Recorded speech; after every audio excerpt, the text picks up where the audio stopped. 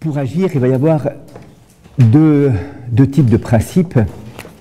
Les principes intérieurs des actes humains, c'est-à-dire ce qui vient de l'intérieur de moi-même et qui me font agir dans le bien ou dans le mal. Ça va être les vertus et les vices. Et les principes extérieurs des actes humains, c'est-à-dire la loi et la grâce. C'est ce qu'on va voir maintenant. Hein, vous voyez, quand on dit principe intérieur, principe extérieur, c'est-à-dire qu'il y a un dynamisme ou une motivation qui va m'amener à agir et à éclairer mon agir. Cette motivation peut être soit à l'intérieur de moi-même, c'est-à-dire qu'il y a en moi un propre dynamisme de l'action, dans ma nature même, inscrite dans l'intelligence, dans la volonté, dans l'irascible, dans le concupiscible, ce qu'on a vu, hein, ces grands mouvements, qui vont donc devoir être ordonnés au bien et au vrai. Et puis, de l'extérieur, il y a un secours qui va être donné de deux manières, par la loi qui va éclairer ma conscience, et par la grâce qui va me soutenir dans l'action. Sur l'action de deux manières, par une lumière dans mon intelligence et une force dans ma volonté. Voilà, donc, je vais dire, vous voyez, de nouveau, tout est fait pour que je puisse devenir ce que je suis appelé à être. Tout est fait pour une construction harmonieuse de ma personne. Tout est fait pour que je ne sois pas simplement un sac de pulsions qui s'entrechoquent entre elles et que j'en arrive à l'angoisse de ne pas pouvoir me connaître et m'ordonner en quelque sorte, mais retrouver à travers tout un ordre de ma nature humaine et de mon agir humain, une cohérence entre ce que je suis et ce que je fais, d'arriver à vivre la paix et la joie du cœur, à découvrir cette paix et cette joie du cœur qui est justement la tranquillité de l'ordre, à la fois dans les principes qui guident ma vie, à la fois dans l'action et la façon de diriger ma vie. Et donc toujours ce dynamisme lumineux, ce dynamisme ordonné au bonheur, cette tension vers la plénitude de vie qui m'habite profondément et que j'entends réaliser à travers les actes que je pose, à travers le quotidien, à travers chacune de mes décisions. Toutes mes décisions vont me façonner quelque part. Tous mes actes vont me façonner, dans un sens ou dans l'autre. Il y a un proverbe allemand qui dit « Einmal ist kein Mal », une fois n'est aucune fois. C'est pas si vrai que ça en morale. C'est pas si vrai que ça en morale. Une fois, c'est déjà une fois. Une fois, c'est déjà prendre la direction d'un côté. Alors, ça n'engage pas définitivement la vie, mais poser un acte ordonne ma vie dans un sens ou dans l'autre. Chaque fois que je prends une décision, chaque fois que je pose un acte, je me construis ou, je ne dis pas que je me détruis, mais je me déconstruis, je me désunifie. Hein, et donc il y a un mouvement qui va se produire à chaque acte que je pose. C'est donc pas du tout indifférent et anodin le fait de poser des actes décidés. Et si ces actes ne sont pas décidés et pas des actes humains, mais des actes simplement de l'homme, bon, ben, il n'y a rien qui se passe. Je reste une espèce de marionnette comment dirais-je, indéfinie qui n'arrive pas à se construire et qui vit en fonction de ses pulsions, de ses émotions, de son ressenti, de l'esprit du monde, des modes, des habitudes, des influences extérieures, du mimétisme, enfin tous ces principes d'action qui peuvent exister. Je fais ça par imitation, je fais ça pour plaire à papa et maman, je fais ça pour... par mes passions, je suis mes passions, moi je suis mon feeling. Moi je le sens, je ne le sens plus. Si tu le sens, fais-le, si tu ne le sens pas, fais-le pas. L'important c'est que tu le sentes. Bon, ben, c'est pas toujours très sûr, hein. Des choses qu'on sent qu'il ne faut pas faire, des choses qu'on ne sent pas qu'il faut faire.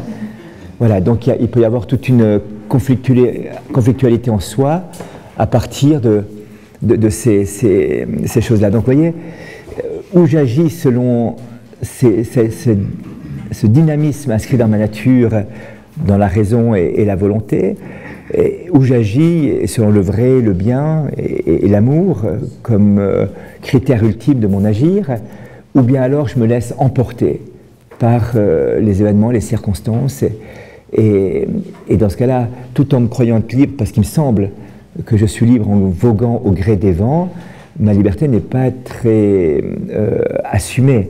Hein, quelqu'un disait, être dans le vent, c'est un magnifique idéal pour une feuille morte en automne. Elle est dans le vent, voilà. C'est sympa, et elle fait de l'humus après. Mais ce qui est vivant, c'est la feuille accrochée à l'arbre, qui résiste aux tempêtes, qui résiste au vent, et qui se greffe sur la sève vivifiante du tronc, de la branche, afin de resplendir de la beauté qui est la sienne. Vous voyez ? Voilà. Et un vieux proverbe chinois disait « Seuls les poissons morts descendent le courant ».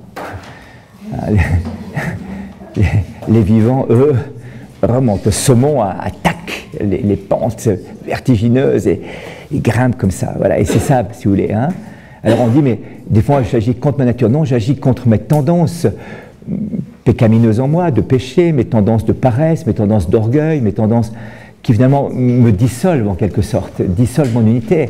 Alors c'est clair qu'il y a un combat, et on le verra, on en parlera du combat spirituel, mais ce combat n'est pas contre ma nature, il est contre ce qui est blessé dans ma nature. Il est contre ce qui me désunifie.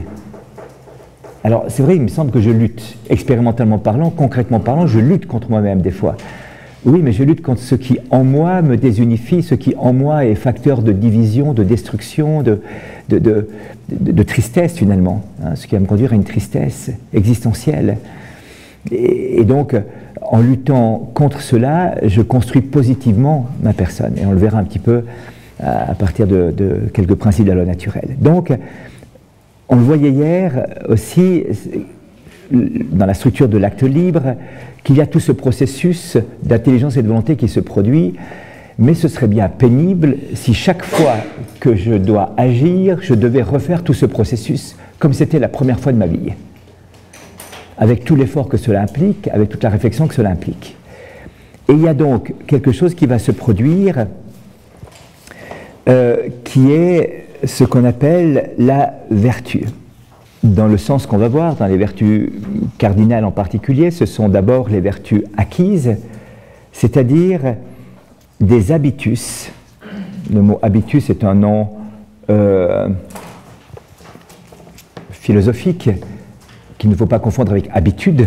J'ai l'habitude de fumer, mais j'ai l'habitus d'agir selon un certain nombre de principes. J'ai l'habitus de dire bonjour, merci. Je peux avoir l'habitude de dire bonjour, merci, mais ça soit sur la tête de la personne. Il n'y a pas de relation. Si j'ai un habitus de dire bonjour et merci, c'est-à-dire que j'ai un principe de politesse qui m'habite et qui sait que ces paroles de bonjour, merci, s'il vous plaît, constituent le fondement de la relation interhumaine. Et où je peux faire ça parce que je suis payé pour, et qu'on me demande. Hein. J'étais le jour à l'aéroport de Charles de Gaulle, et puis il y a ces kiosques, où on vend des cafés, puis des petits croissants, des trucs comme ça, et je vois derrière la caisse de ce truc la checklist de ce qu'une bonne serveuse doit faire. 1, dites bonjour au client, en lui souriant.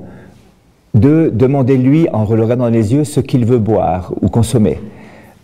3, faites preuve de diligence pour le satisfaire. Et puis à la fin, c'était n'oubliez pas de lui faire payer et dites-lui au revoir avec un sourire.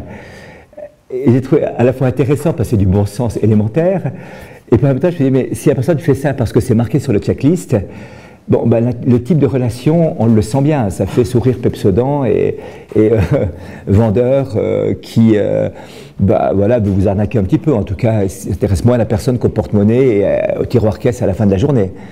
Et puis la personne qui est là derrière peut le faire vraiment au titre de l'humanité, tout en faisant son chiffre d'affaires quotidien et en faisant en sorte que vous ne partez pas avant d'avoir payé quand même, ce qui est la prudence élémentaire d'un vendeur, eh bien, de pouvoir le faire en disant mais voilà, tu es quelqu'un, il y a une relation qui est là.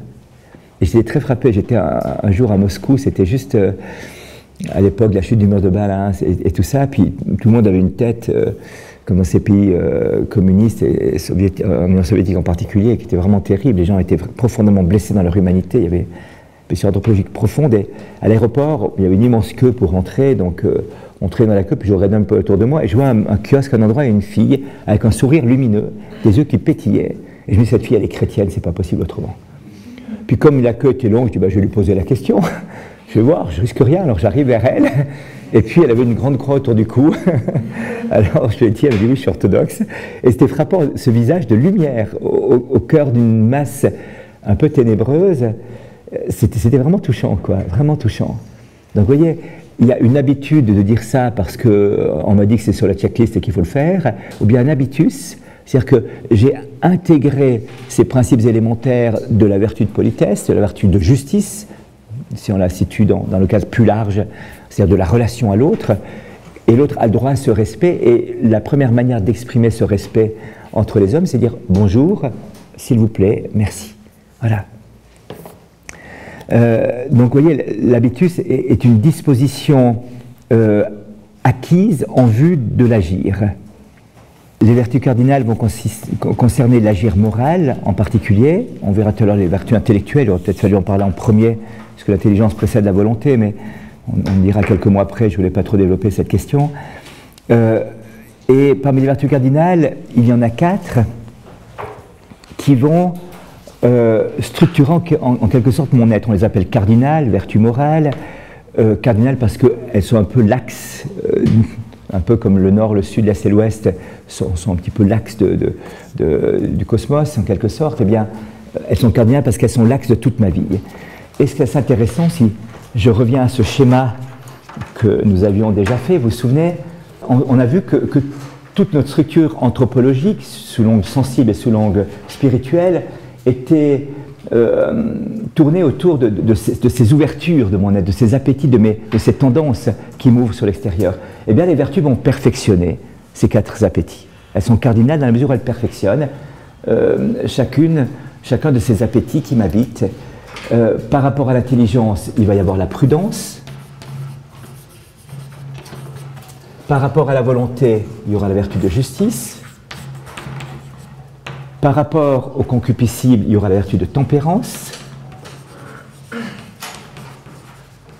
Et par rapport à l'irascible, la vertu de force. Donc on est quand même assez bien fait, vous voyez, hein. C'est-à-dire que quand on parle des vertus, eh bien, on va se rendre compte que c'est en vue d'ordonner tout mon être au bien, au vrai, en permettant à ces appétits, à ce dynamisme de ma vie, à cette force d'attraction qui m'habite en moi, d'être ordonné de manière cohérente et juste vers ce pourquoi je suis fait. Je vous le disais, c'est par ces actes et ces choix que j'exprime, ma liberté s'exprime, mais la vie morale ne se réduit pas à une juxtaposition d'actes discontinus. Il va falloir unifier la vie, et cette façon d'unifier requiert donc ces dispositions particulières acquises qui permettent l'aisance à faire le bien. Donc s'il fallait définir la vertu ou trouver une analogie avec la vertu, on pourrait dire que c'est une sorte de virtuosité musicale. À force de répéter des actes, à force de m'entraîner, eh bien j'arrive, ou sportive, j'arrive à une sorte de virtuosité, à peser correctement, à agir bien, à bien jouer. Et c'est pas du premier coup, c'est pas en prenant le violon la première fois qu'on sort des sons comme à la messe ce matin par exemple, hein, voilà. Donc il faut quand même un certain nombre d'heures d'entraînement, et ça paraît tellement facile quand vous avez quelqu'un qui est un virtuose, mais c'est facile comme tout, c'est facile, et puis quand vous essayez vous-même, vous dites ah non, c'est pas si facile que ça. Voilà. Et c'est-à-dire que celui qui est rentré dans cette virtuosité a vraiment une aisance. Et il le fait comme sans effort. Et pourtant, que d'efforts préalables pour arriver à cet agir comme sans effort. Et ça, c'est l'aisance à faire le bien. Et bien, la vertu m'établit en quelque sorte dans cette aisance à faire le bien. Et donne au bien que je fais une certaine spontanéité, une certaine souplesse, une certaine liberté. Voilà. Si chaque fois que vous arrivez, je dois vous dire bonjour, bonjour monsieur, je dois dire bonjour quand je rencontre quelqu'un. Non, tout d'un coup, ah bonjour, comment allez-vous? Ah oui, très bien. Voilà, tout d'un coup, il y a une aisance à rentrer en relation, à poser un acte. Dans la studiosité, par exemple, vous arrivez dans votre chambre le soir, vous dites, bon, alors maintenant, déjà, il faut me décompresser, on va prendre d'abord un quart d'heure pour décompresser. Ensuite, je vais revoir mes mails, donc ça va prendre déjà une demi-heure, 3/4 d'heure. Après, faire un petit tour de l'histoire du monde pendant 1 heure. Après, je suis crevé, je ne vais pas travailler ce soir. Puis l'habitus de studiosité, peut-être bien que j'ai d'autres choses à faire, mais j'arrive, ok, on bosse, on y va. Là, j'ai 3/4 d'heure pour revoir les cours, pour préparer mon truc, ok, j'y vais. Et alors, la première fois, c'est très difficile. J'ai pas envie. Puis tout d'un coup, je rentre dans ma chambre, et puis voilà, je me mets au bureau et je commence à travailler. Quelquefois, il faut redonner un petit impulse, reprendre une décision parce que ce soir-là, c'est plus difficile, j'ai pas envie, j'en ai marre, ça m'embête, voilà. Mais tout d'un coup, j'arrive à avoir des habitus qui rendent facile l'exercice du bien. Rendent facile l'exercice du bien. Ce ne sont pas des techniques. Parfois, on a des méthodes de développement personnel qui sont proposées dans des cours, des sessions. Comment devenir vous-même en 15 sessions et 5 000 euros, 15 000 euros. Voilà. Et alors, on vous donne un ensemble de techniques, d'instruments. Bon, ça marche assez bien parce que ces techniques sont bien élaborées, sont des gens intelligents qui les ont mises au point. Mais finalement, elles n'amèneront jamais à cette aisance-là et à ce génie créateur que permet la vertu. La vertu n'est pas de l'ordre du stéréotype. On a des méthodes relationnelles, quand des personnes ont des difficultés relationnelles, et Dieu sait si c'est assez important aujourd'hui, de comportementales, dans des entreprises ou dans des groupes, dans des teams, dans des équipes de travail. Alors on se rend compte que c'est très difficile, ces personnes n'ont pas de quotient émotionnel, elles ne savent pas très bien comment se tenir, elles sont un peu maladroites. Elles ont des attitudes d'emportement, enfin voilà. Alors on dit, tu as sur une session de comportement, comme ça, et on te donne des techniques. Alors on t'apprend, c'est vrai, une technique de dialogue. On dit voilà, quand la personne dit une chose, pour bien qu'elle comprenne, tu reprends ce qu'elle a dit et tu répètes ce qu'elle a dit pour que tout le monde ait compris ce qu'on a compris, ce qu'il fallait comprendre qu'on avait dit. Voilà, et alors cette technique, elle est assez efficace, c'est vrai, parce que les gens ne sont pas attentifs souvent, et vous savez, c'est comme Astérix en Corse. Le gars arrive, alors tu prends toutes les richesses qui sont là, tu les mènes jusqu'au bateau, tu prends ça, tu prends ça, tu prends ça, alors le gars lui explique tout ce qu'il faut faire, il faut prendre et pas prendre, et à la fin il dit, et t'as compris? Non. Il dit chaque fois oui, oui, oui, puis à la fin non. Voilà. Alors pour s'assurer qu'on a compris, eh bien on va répéter, apprendre un processus. Il y a des processus comme ça, il y a des techniques qui sont assez efficaces, mais qui finalement ôtent à l'agir humain la spontanéité, la beauté que donne la vertu, et la créativité que va donner la vertu. Donc on ira assez vite, assez loin, mais dans un cadre stéréotypé. Alors ça peut être une première étape thérapeutique, peut-être, et ça ne s'oppose pas nécessairement à la vertu, mais voilà, il faut faire attention. C'est très rassurant, c'est très efficace, mais finalement, à un moment donné, ça s'arrête. Et je ne sortirai jamais de ce cadre-là. C'est très rassurant, vraiment, parce que je vois vite des progrès, je me sens à l'aise, parce que je maîtrise la technique, et donc j'ai plus l'angoisse de la rencontre avec l'autre, la peur de l'altérité. Mais en même temps, je m'inscris dans un cadre très très fermé, dans une technique qui joue un petit peu l'apparence de la vertu dans un premier temps, mais qui finalement n'a pas toute cette aisance de la vertu. Et c'est frappant. Ce surcroît d'âme, ce surcroît d'intelligence et d'amour qui appartient à la vertu et qui me transforme en tant que personne. La technique est un instrument dont je me sers, alors que la vertu me transforme en tant que personne. Je deviens autre grâce à la vertu. Voyez. Et je me souviens toujours, j'avais écouté un jour à Paris les vêpres de Rachmaninoff chantés par le chœur de l'Armée Rouge. C'était techniquement prodigieux. Et c'était d'une froideur terrible. Techniquement prodigieux, mais c'était extraordinaire. C'est ce chœur de l'Armée Rouge qui chante, c'est extraordinaire. Et puis manquait l'âme. Et j'ai pu suivre ça une fois à Moscou dans un monastère. Techniquement, c'était moyen. Mais il y avait l'âme qui était là. Il y avait l'âme qui était là. Et ça change, je peux vous dire. Vous sentez que tout d'un coup, ce qui était froid, technique parfait, mais froid, dans le chœur de l'Armée Rouge, devenait prière et vie dans ce monastère. Voilà. Donc vous voyez la différence entre la technique est un instrument dont je me sers, la vertu est quelque chose qui me transforme dans ma personne. De sorte que c'est vraiment ma personne qui, transformée par la vertu, agit dans une virtuosité du bien. L'effet de la vertu, quel va être l'effet de la vertu? Eh bien, une transformation de ma personne. J'adviens à moi-même à travers ces décisions que je prends, et la vertu me transforme et va donner en moi, dans mon agir, une promptitude à agir, c'est-à-dire que je vais agir avec promptitude, je vais agir joyeusement, je vais agir avec régularité et stabilité. Si vous voulez, la vertu va m'unifier et s'opposera donc à la versatilité ou à l'impulsivité. Toute l'existence devient raisonnable, mais joyeuse. Pas rationnelle, pas froide, hein, vous voyez, raisonnable, c'est-à-dire inscrite dans la vérité et le bien. Et elle me conduit à une authentique liberté intérieure. L'attrait délicat et amoureux vers le bien moral en particulier, est le signe de la maturation de la personne humaine. La répugnance face au bien est un signe d'immaturité de la personne, d'immaturité morale. La vertu, en fait, humanise mon humanité. Elle humanise mon humanité. Je deviens vraiment un être humain. Je suis bien sûr un être humain par nature, on l'a vu, en raison même de ma constitution, en raison même que j'appartiens à cette famille humaine. Et on en a parlé, mais ce qui est donné a besoin d'être accompli encore. Ce qui est un donné a besoin de se réaliser. Et cela se réalisera par mon agir, qui va humaniser mon humanité toujours plus.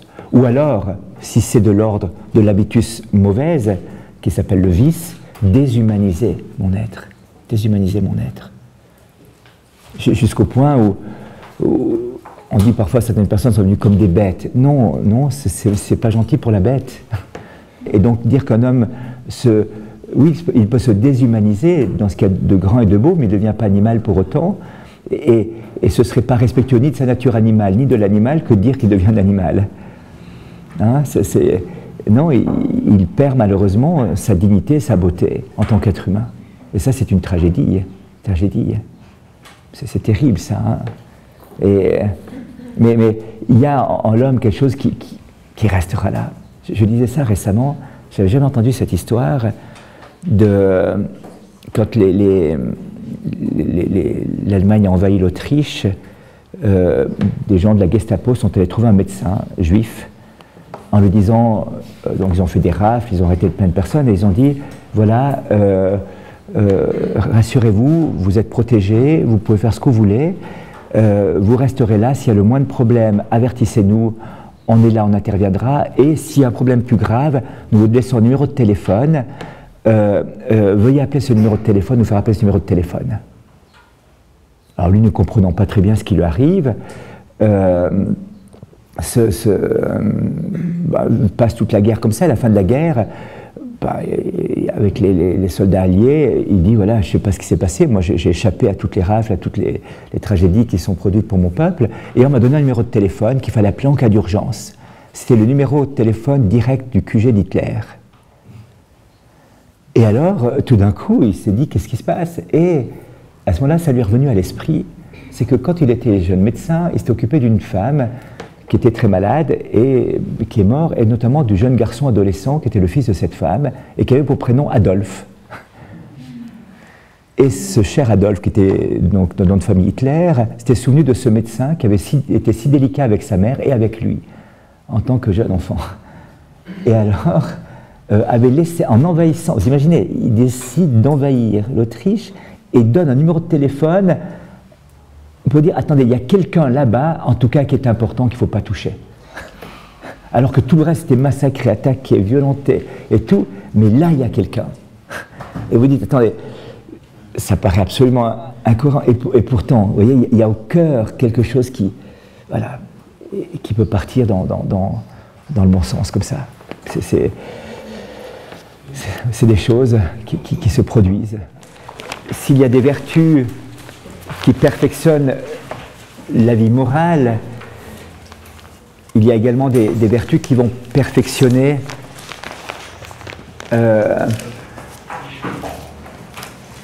mon intelligence dans l'ordre spéculatif et pratique, c'est-à-dire dans l'ordre du discernement. L'intelligence spéculative, c'est-à-dire l'intelligence en tant qu'intelligence qui réfléchit sur les grands principes, ça va être qui considère la vérité. L'intelligence en tant que capacité de considérer la vérité va avoir une première vertu naturelle, c'est-à-dire qui est donnée dans la nature elle-même, la vertu qu'on appelle la compréhension. C'est-à-dire mon intelligence est faite pour comprendre les choses, pour saisir les choses. En latin, on dirait l'intellectus, elle est faite pour lire entre les lignes. Et donc, il y a déjà dans mon intelligence cette aptitude à lire entre les lignes, à saisir la réalité et à saisir l'essence de la réalité. Voilà. Donc ça, c'est naturel, c'est donné. Et puis, il y a deux vertus acquises. La science, qui n'est pas l'acquisition, enfin l'accumulation de connaissances, mais c'est l'habitus du raisonnement droit à propos des choses qui peuvent être connues. C'est cette, la science va être profondément rattachée à l'humilité dans le sens de la vertu. Je peux avoir une science énorme en connaissance, mais si elle est orgueilleuse, ce qui est une grande tentation quand même quant à l'intelligence, et c'est la tentation la plus subtile, peut me faire connaître des choses de manière erronée. Quand il s'agit d'une vertu, la science, c'est connaître de manière adéquate les choses dans la vérité. Et donc, j'apprends petit à petit, je me forme à saisir dans l'humilité et à raisonner correctement face aux réalités.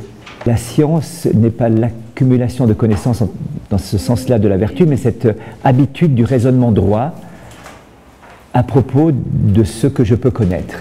C'est-à-dire que j'utilise mon intelligence de façon cohérente. Et voyez-vous, quand on parle des preuves de l'existence de Dieu, par exemple, de 5 preuves de l'existence de Dieu, vous me direz, mais ce n'est pas une preuve scientifique, apportez-moi une preuve scientifique.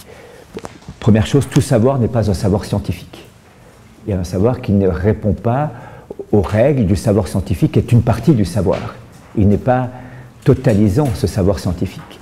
Donc il y a un processus discursif de l'intelligence qui va, à partir des effets, remonter aux causes, et qui est un processus profondément raisonnable, rationnel, mais qui ne correspond pas au processus scientifique de connaissance, d'expérience, et de remonter à des lois qui, à partir des expériences, permettraient de définir le processus. Pour entrer dans cette logique des preuves de l'existence de Dieu, il va falloir beaucoup d'humilité. Il va falloir suivre avec beaucoup d'humilité le processus de la raison, qui est complètement cohérent, complètement raisonnable, complètement rationnel, mais qui peut très vite, à un moment donné, dire non, j'arrête là, non, je ne veux pas aller plus loin, ouais, mais c'est n'importe quoi, voilà. Hein, si je ne suis pas dans l'humilité dans ce processus, ben, à un moment donné, je vais écarter ces preuves. Et donc, première vertu acquise, donc la science. Deuxième vertu acquise, la sagesse. C'est de nouveau le raisonnement droit à propos des choses que je connais, mais à travers leur origine. Je vois au-delà des apparences, je vois les origines des choses. Donc, l'intelligence spéculative aura une vertu naturelle, la compréhension, l'aptitude à connaître, et deux vertus acquises, la science et la sagesse. Donc là, il y a un exercice à faire pour entrer là-dedans. Du point de vue de l'intelligence pratique, c'est l'intelligence en tant qu'elle va viser mon agir, en tant qu'elle est appliquée à l'action de l'homme. Il y a une vertu naturelle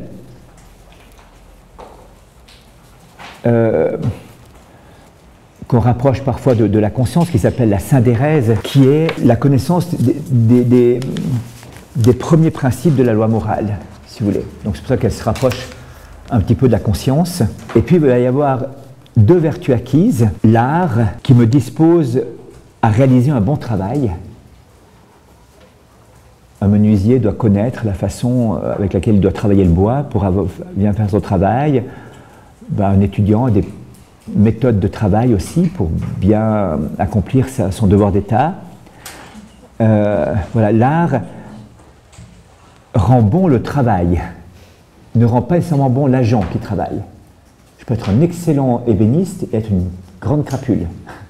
Vous voyez, je sais bien travailler le bois, mais je peux en même temps avoir une vie morale complètement désordonnée. Donc l'art relève un petit peu de la technique, si vous voulez, de cette habileté à faire les choses, à utiliser mon intelligence pratique pour obtenir un résultat correct, un travail correct, mais un extraordinaire chirurgien peut avoir une vie morale complètement désordonnée. Vous voyez.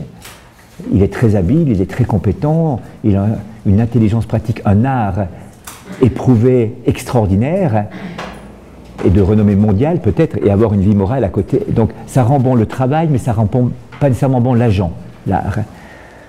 Ce qui va... Et puis il y a la prudence, qui va être... alors qu'elle va transformer l'agent, justement, qu'on pourrait appeler la sagesse pratique, si vous voulez.